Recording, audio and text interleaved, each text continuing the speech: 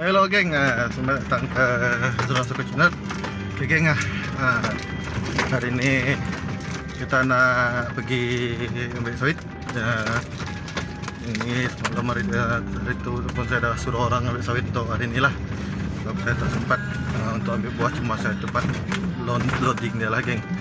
Jadi ini kita tengoklah hasil dia nanti apa ada ya geng.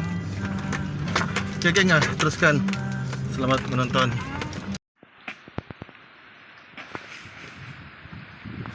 Angin kuat nih geng.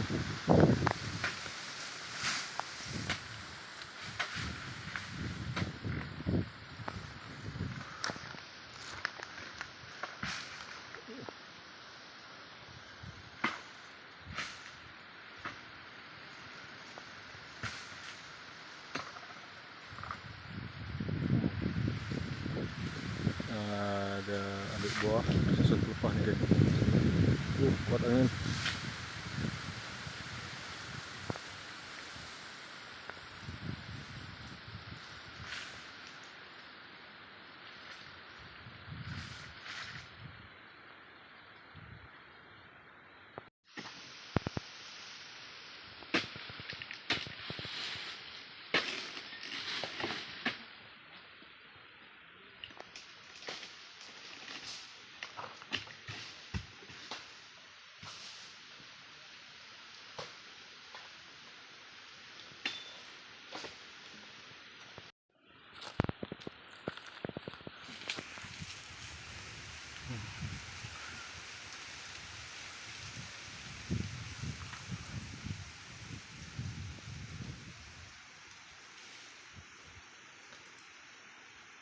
Tiga orang geng tolong saya hari ini ya.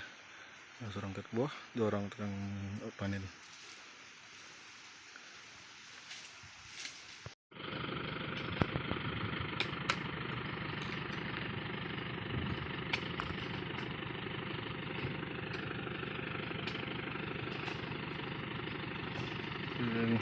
Berapa tinggi geng?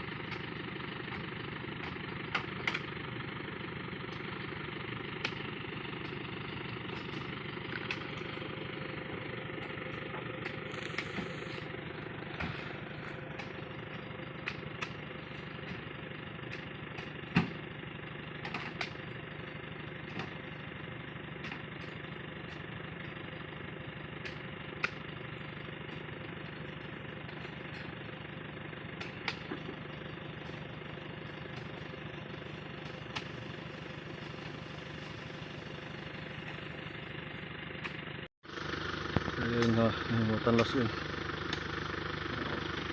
Ada pun hujannya.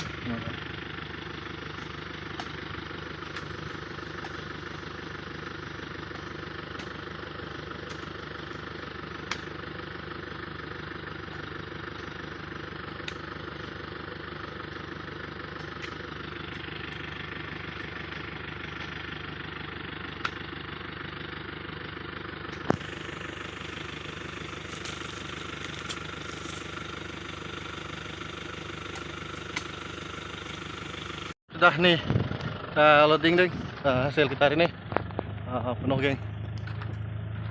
Sekolah rezeki hari pun sudah hujan.